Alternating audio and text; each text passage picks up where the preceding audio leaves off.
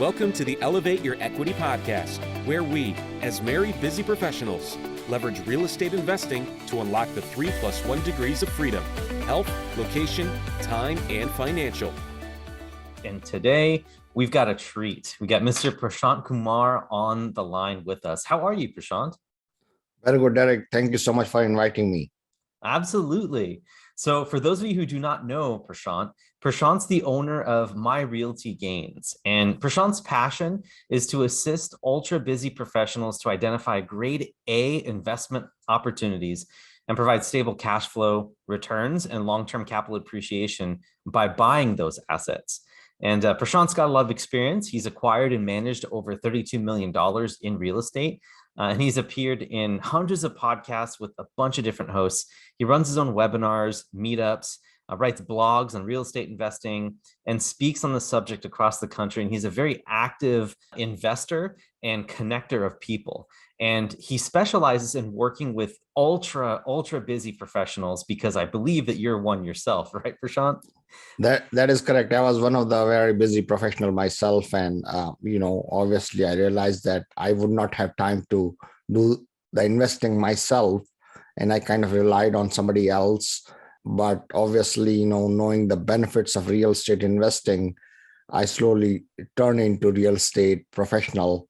And now I do it full time, and I help others also to, not asking them to quit their job like I did, but obviously I'm helping others to gain the benefits of passive investing. That's my goal. Perfect. And I love it. And I think that you're taking the same work ethic that you had when you were an ultra busy professional and bringing it into the real estate space, helping to educate people, connect people, and just basically add value all around. So let's jump in. Usually before we get into the heavy meat of things, I want to learn a little bit more and give the audience a little bit more of a background of who Prashant is as an individual. So why don't you talk to us real quick about, what your background is, where you came from. And then, you talked a little bit about how you got into real estate, but I want to find out about where that spark was, like where you found real estate investing at the beginning. You're like, this is the thing for me.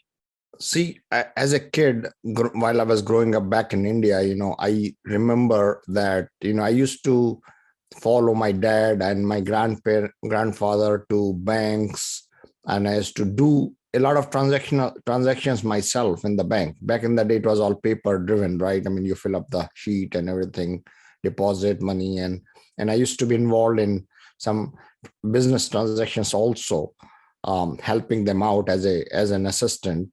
That was my start of my career, actually. That's what ingrained in me. I mean, long story short, I went to a very good school in India, one of the top tier institutes. Came here in '98 in the United States, and ever since I worked in all these big corporations, very, very busy lifestyle, traveling, being on the plane almost every week. But I never had time to do anything. I mean, to me, investing was only stocks and bonds, right? I never had insight. How do I connect with people? Whom should I trust? How do I invest in real estate?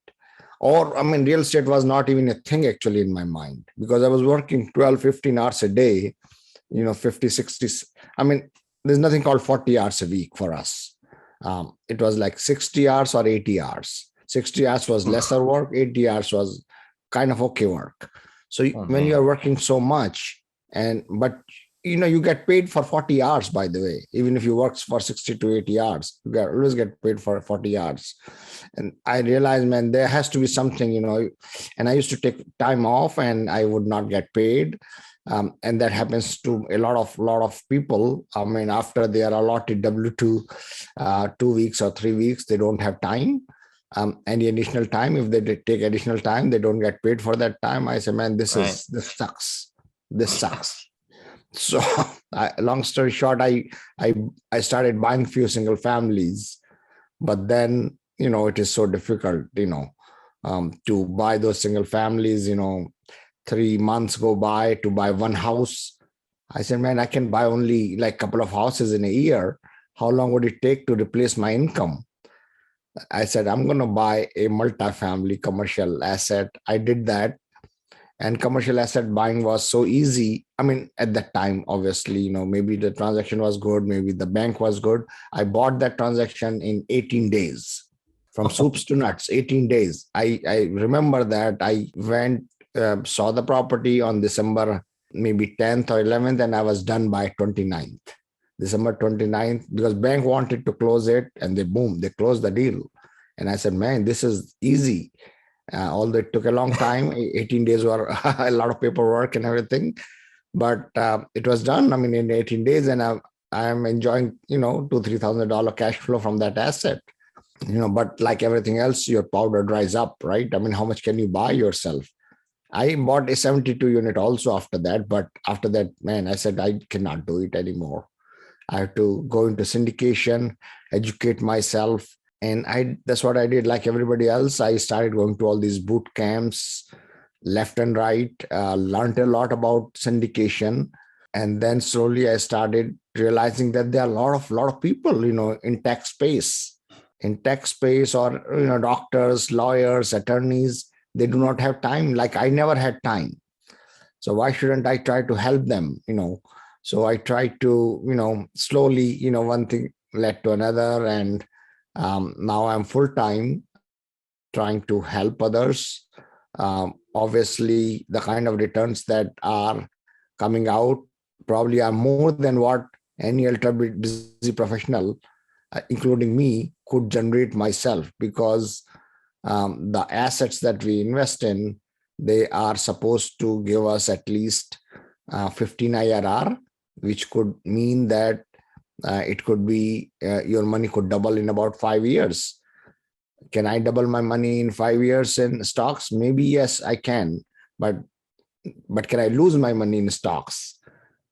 Yes, definitely can happen, right? You know that what happened 3-4 weeks ago, the market portfolio dumped and people lost 30, 40, 50% of their money. So I wanted to invest into something tangible, right? Tangible, which stays there even if I'm not there, right? So my house will always be there unless somebody demolishes it. So real estate seems like like a natural choice. Number one is, is a food and shelter is the basic necessity. Everybody will need the shelter, right? Is a fundamental aspect of human necessity. Stocks and bonds are not. So that's what I kind of say, that jump into something which is a fundamental need. Can I go into food? Maybe I can go into food also, but that's, I'm not, a food related person. So it was easier for me to transition into real estate. And that's what I did. That's awesome. Really great story. It sounds like there's a couple of things here that I really want to focus on, and then we'll move on here. To me, and for a lot of people out there, you realized a lot quicker. Maybe it's because you didn't have the time while you were buying these properties out of your own pocket while working a full-time job, right? At first, what was it, a 16 unit or Yeah, it was 24 units, 24, the first one. And so, you said that you bought a few single families. For me, I went all the way. I bought 12 single families, and it took me 2 years before I realized, oh, wait a minute, I need to start thinking about scale. Can you talk to us a little bit about how that realization for scale came? I think you touched on it, but why did you realize that it was not sustainable to keep going down that path? Yes, that is an absolute point that I realized very early in the game. I started buying distressed assets, short sales. They would take 4 months. A freaking $100,000 home or $80,000 home, which I could buy with my eyes closed with my own money. Obviously, I did not want to do it. It took 4 months. And I was and there were multiple of them going on, a lot of paperwork. And they were asking my bank statements and where did you spend these $100, where this $100 came from. I said, man, what is this nonsense? When getting, I earn enough. They know that I can support it, but that's how banks underwriters do, right? They ask all the questions. And I said, and I had 40 documents which I had sent them to get a $100,000 loan. I said, man, this is not working out for me. I cannot sustain this. I cannot buy three homes I bought in maybe about 7 months time. Yeah. And when all said and done, I would have been making only $100-$200 per home per month. I said, no. On cash flow. Yeah. On cash flow, man. I said, no, it's not going to work out for me. It's not worth my time. So I started learning about multifamily. And I said, let me try this multifamily. And numbers are making sense. Yes, my investment is a little bit larger. On a $100,000 home, my investment was maybe 20 or 30,000. With $1 million property, $1 million at that time, my investment is maybe 200,000. But I have to see how much can I make as a cash flow. And it turned out that I could make easily $36,000 a year on that. I said 36,000 means 18% return on my money. Yeah. Right? $200,000 down payment. And I said, boom, I'm done. I'm sold. It doesn't happen with everybody. I was fortunate that a friend of mine, he's a wholesaler. I got in touch with him and he sold me that property. He held my hand for 18 days. He was on phone with me all the time. Obviously, he wanted to get paid also. Yeah. But I said, no, I'm not going back again. And the good thing I liked about the property, bank asked for my bank statements, my PFS and SREO, right? Schedule of Real Estate Owned. And it took me really only about half an hour to produce all that. Yeah. That was my only interaction with the bank's underwriter, nothing else. And I said, man, this is cool. This is cool stuff, half an hour worth of paper. Obviously, you have to deal with insurance and stuff like that. Sure. But my underwriting was so small, bank just gave me the loan. 18 days, soups to nuts. I was all set.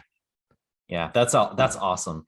This is a great realization for people out there who are maybe getting started and thinking about, going into real estate. I think that, doing single families to figure out how the dynamics work, like, what cash flow is, how to find a property manager, starting on your own in a small portfolio, if you want to be hands-on, is really smart. But I love how quickly you shifted and you're like, wait a minute, I'm filling out stacks of paperwork for one house, or one tax lien or a deeded, a certain type of, an investment, right? And so you're filling out these tons and tons of paperwork for this, when that same piece of paperwork can be maybe a little bit thicker, maybe 10 to 20% thicker. And you have like 4 times the units or 20 times the units or 30 times the units, right, for the same thing. So I love that you're able to realize that real quick. And I think that's an awesome thing. And I really hope that the audience is listening to that economies of scale thing. I'll do it again if I have to do it. And that I continue to do it after that, It was just so wonderful. Sure, absolutely. So looking back, right, let's say that right now your niche is working with very busy professionals. And I think the reason for that is because you've been there. You were one of those people. And I have a feeling you continue to be. But what advice do you have for people that maybe were going to walk down the path that you're going to walk down? Is there anything that you would recommend to them at this point? See, I would say that, if I have to start in real estate, I would start at a much early age. When you come out of the college, a couple of years, you don't even realize about saving, things like that. I think that is the right time for one to start saving and start investing in real estate little bit by little bit, rather than going into 100 different directions. Start saving at an early age. Start learning about the fundamentals of real estate, what it can do for you, and do hustle. Start hustling at that age, because real estate moves, you can do a lot of things in real estate, and you can double, quadruple your income pretty fast.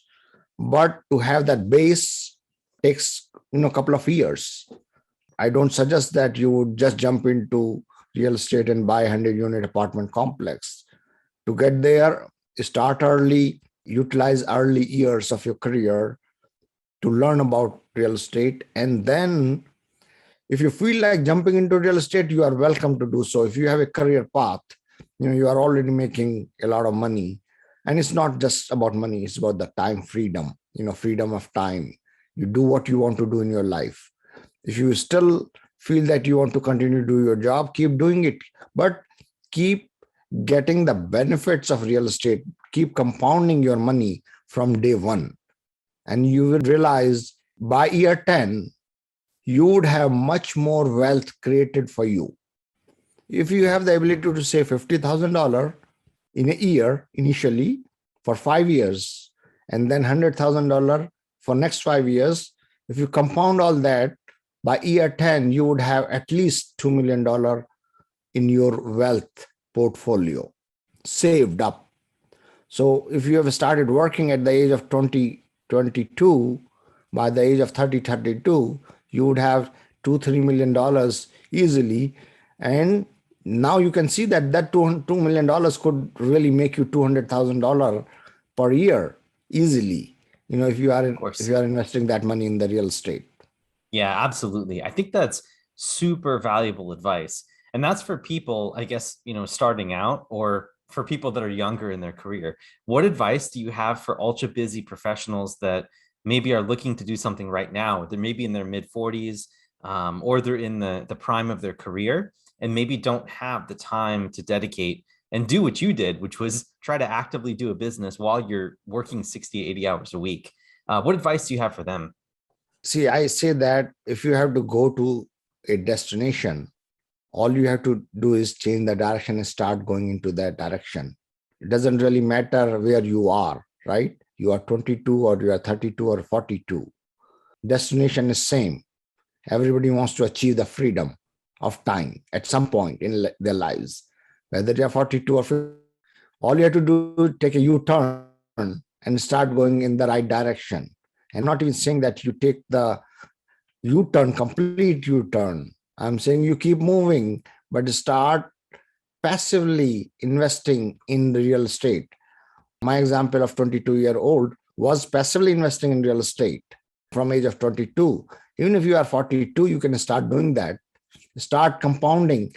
You have more money at 42, obviously. Maybe you have $1 million sitting, which is either sitting in the bank account. Bank is making money on your money, by the way. You know that, right? Bank is making 6 to 8% money. Bank makes much more actually on your money because the money keeps on rotating in the bank itself. So bank is making money on your money rather than making the banks rich.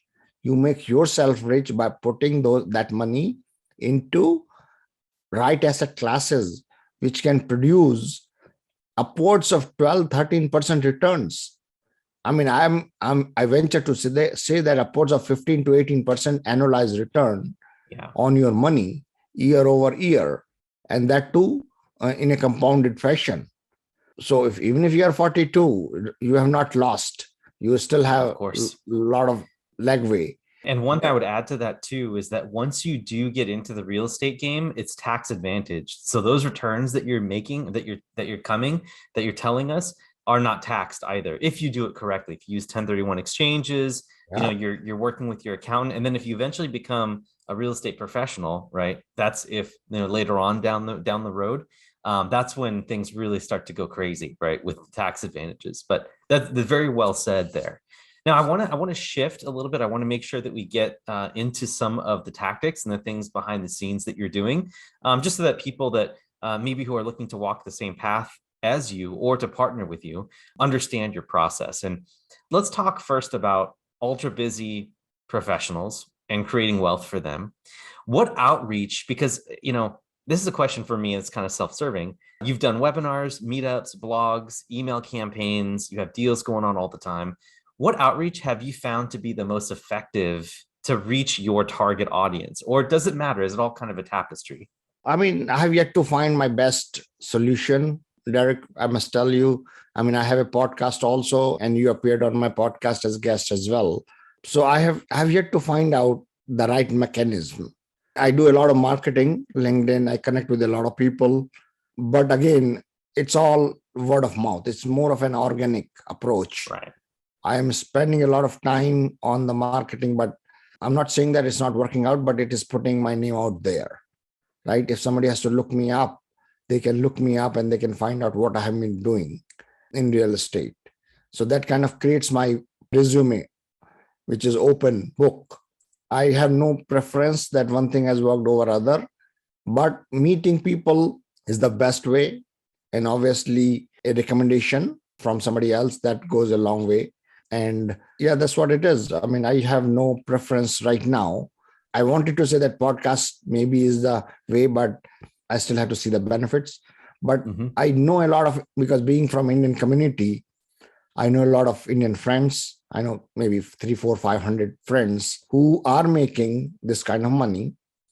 Their spouses are making a lot of money. So, I just spread my word around and see where it sticks and let people come to me. I mean, now we are at a point where a lot of recommendations are coming. People just recommend their friends. Yeah, they made 20%. Let me recommend somebody else also to you. So most of it is recommendations, and obviously your track record also, right? So, we have doing some good things, obviously, and people have made a lot of money. So that track record helps. So it's not fly by night getting rich scheme. It takes a lot of time, but once it starts rolling, it is snowballing. Of course. Yeah. Growth is imminent.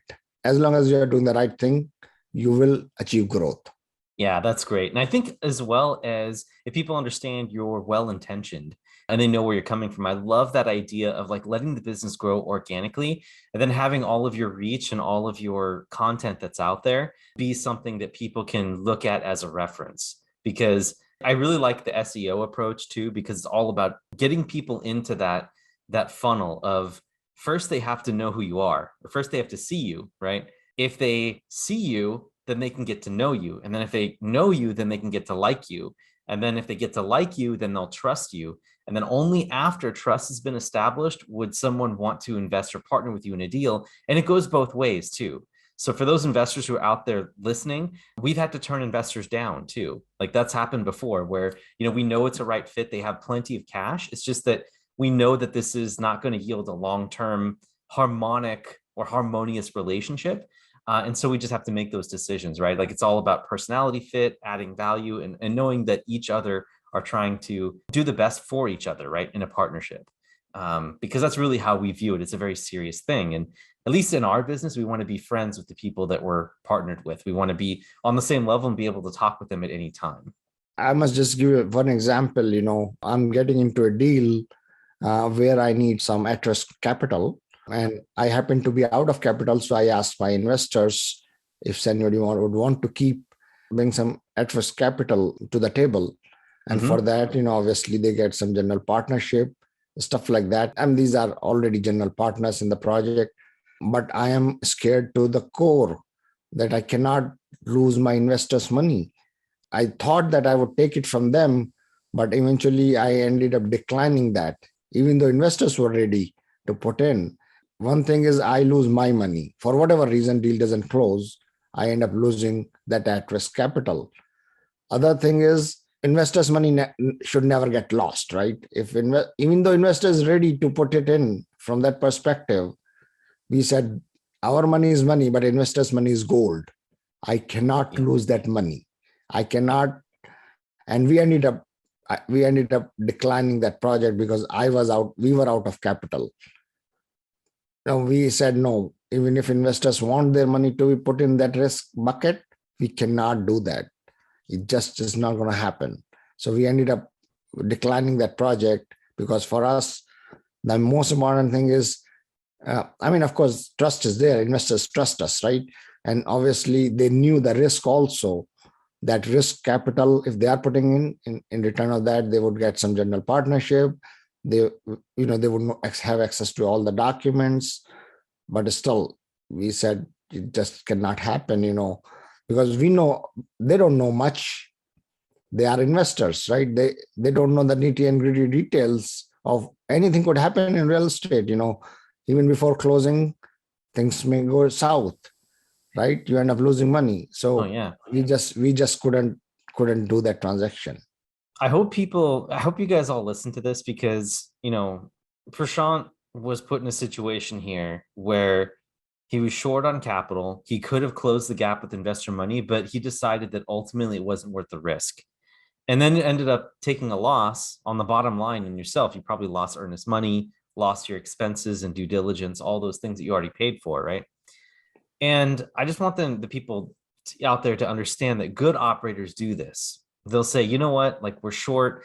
Maybe the business dynamics changed a little bit. Maybe we learned something about the deal that was on us we should have caught, but we own up to that. Here's everyone's money back. Let's try it again on another deal. We just don't want to take that risk. That is ultra accountability, and that's someone that you want to partner with.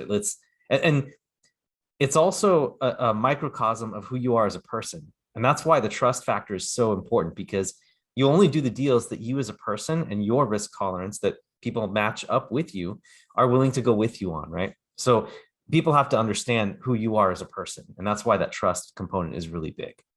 So I appreciate you sharing that story.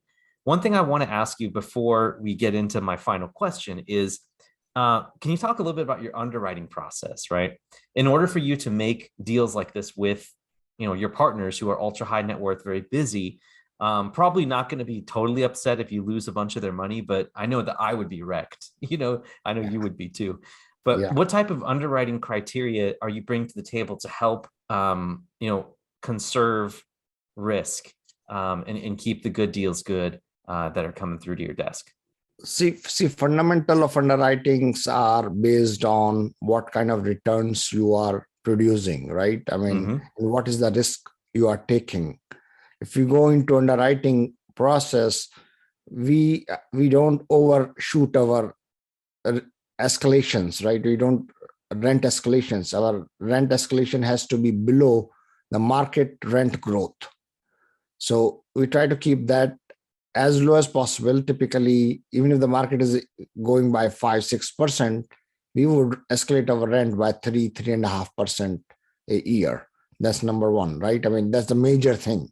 If a 50 basis point increase in the rent could change the returns like left and right. You could be 15% or you could be 18% easily. At least that much difference that brings in. Our expenses typically go higher. I mean, we try to keep our expense at 2.5 to 3% as going up. In addition to that, obviously, we will underwrite our current rents. Our current rents are current rents, but future projections. See, all the underwriting is about rent growth, right? What is my current rent and what is my projected rent, and how much money I'm going to put in this project to improve the rent from current rent to the future rent. That's all the underwriting is. Everything else is fixed. Bank interest is fixed. All the points are fixed. All the fees are fixed. The only thing variable is how much are your rent growth and how much is your expense growth. We just play with that as conservatively as possible to keep our minimum returns projections. I'm not going to go and project 20% 18 IRR if my project is gonna, I rather would project 13 to 14 IRR on my project than 18 IRR, because even 13 is good enough. 13 IRR is good enough for my project. Most of my investors, they are not looking for cash flow.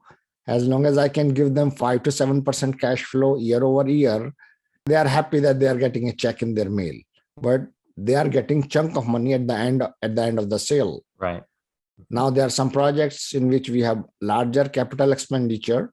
So we try to put the money back in the project.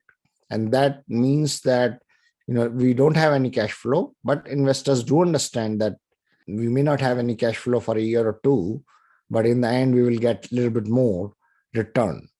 So being conservative is always helpful. And, eventually that takes you to the next level, because nobody is looking for 20% return. The paramount thing in investors' mind is that they do not lose capital. And obviously we have not lost original capital even once. Then comes the how much can they get? If the investor is making 10% or 12% on their money, I think ultra busy professionals are happy.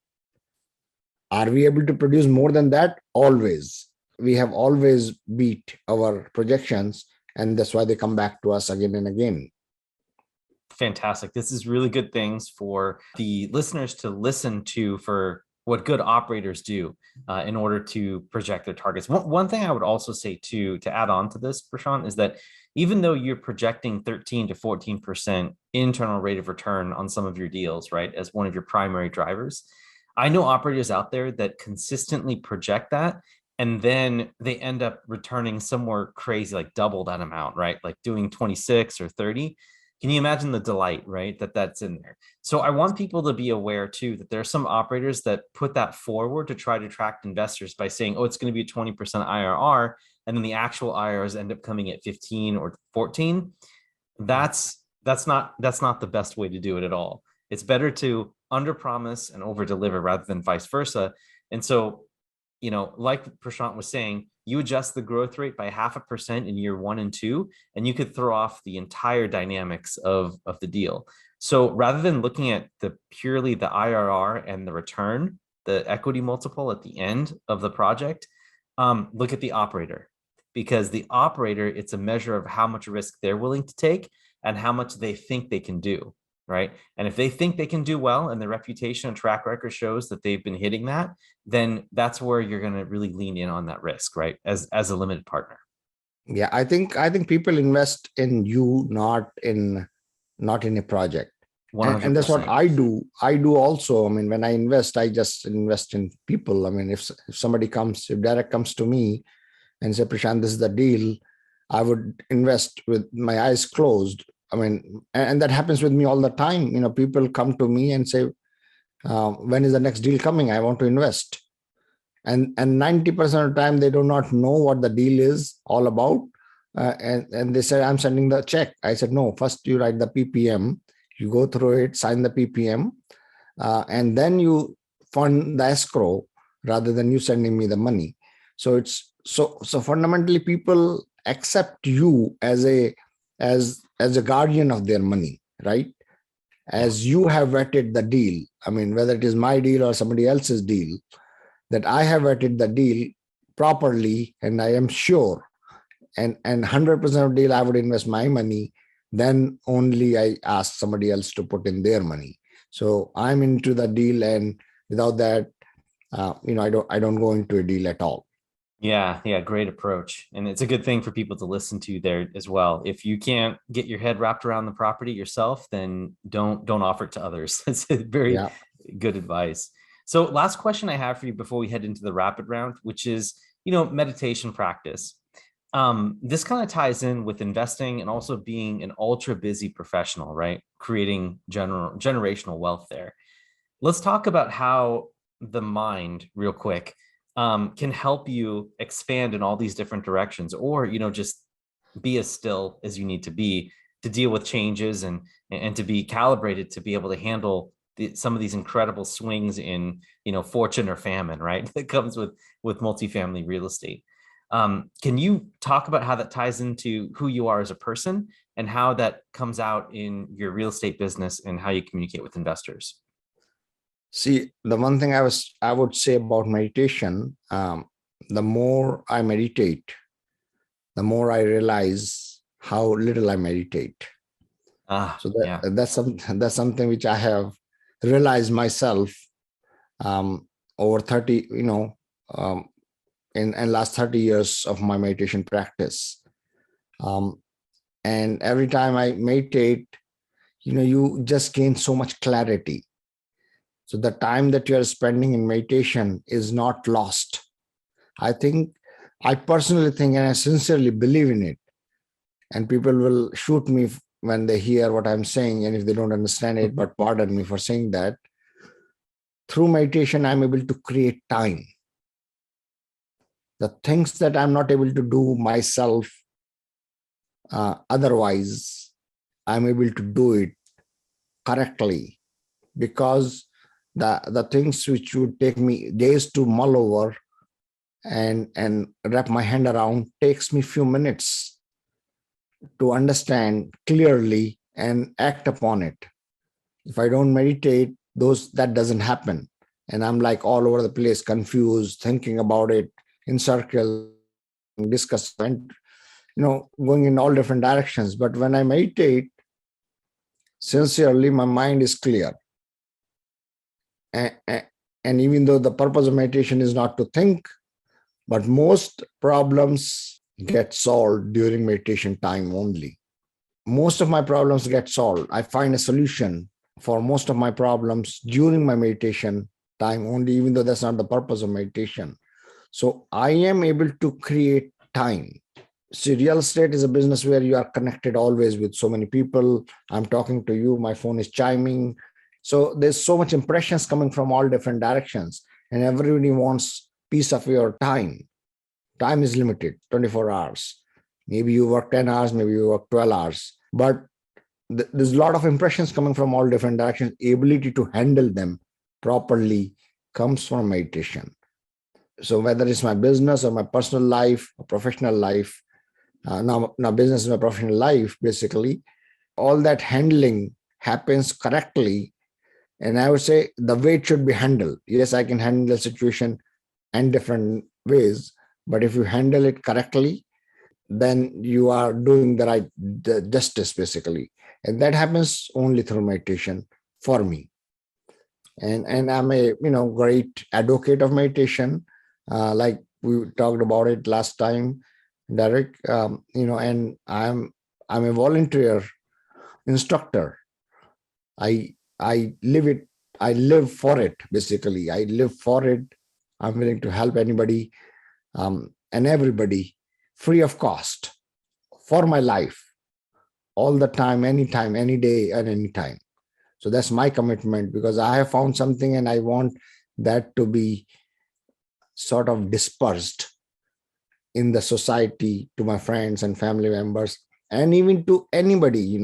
I have folks in Japan, in Russia, in Tunisia, somehow they are connected and they are sitting, meditating with me. That's just my personality, and this is how I want to give back to the world. This is excellent. And I can see the give back happening on both the time freedom and the financial freedom that you're giving to individuals, plus the true freedom that matters is the freedom of mind, or the peace, inner peace, right? Or at least a semblance of inner peace or perspective, things that are so desperately needed in this world. And so definitely we'll get into that just in a few minutes here to find out how people can learn more about that in just a couple of minutes. But before we jump there, so let's go to the rapid round. So if you're ready, we're going to go into the rapid round. It's 5 questions we ask all of our guests, and they're meant to be answered in about 30-second time frame if possible. Okay. All right. Number 1, what book has had the biggest impact on you and why? And we ask that it not be the Bible or the Purple Bible, which is Rich Dad.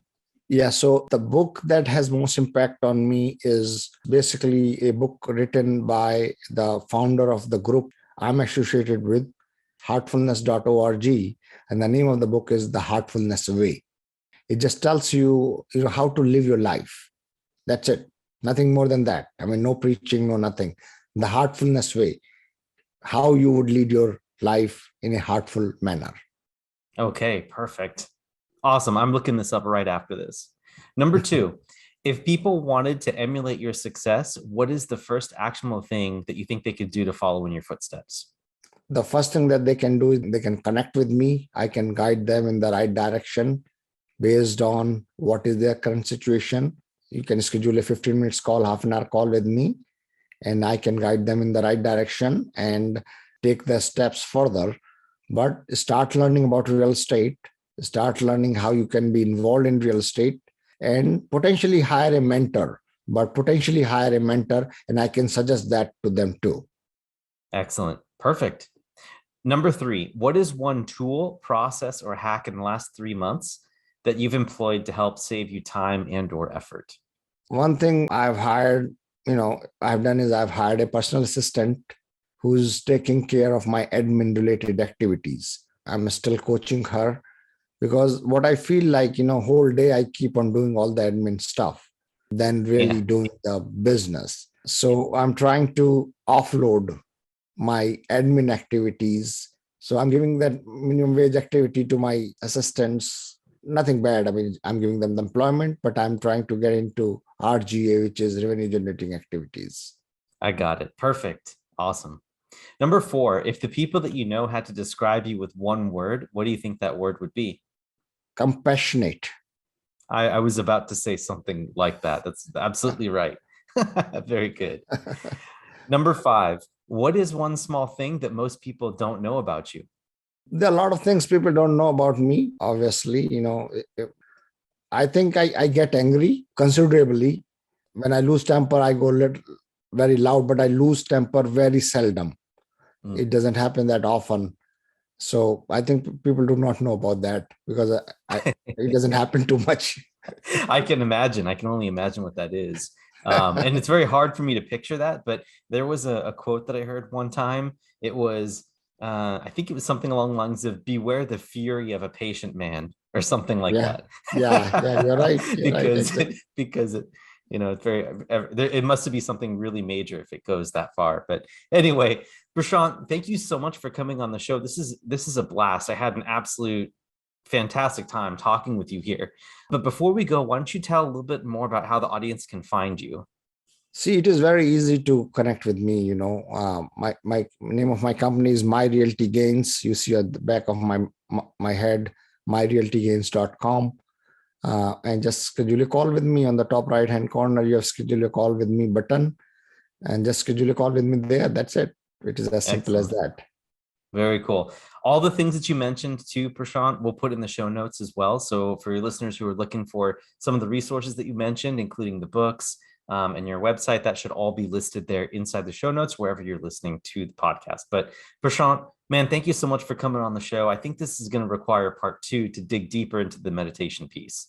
Awesome. Anytime. I would love that, because that's what I live for, so anytime for that, Derek. But thank you so much for inviting me here. And thanks for your time. Yes, it's been a blast. And for you listeners who are with us right now, just want to thank you as well for listening to the podcast. And wherever you're listening or watching this podcast, please make sure you engage with us. Comment, like, subscribe, thumbs up, anything you can do to help appease the algorithm gods.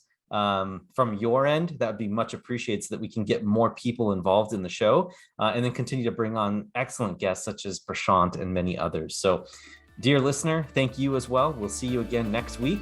This is Derek signing off. Take care.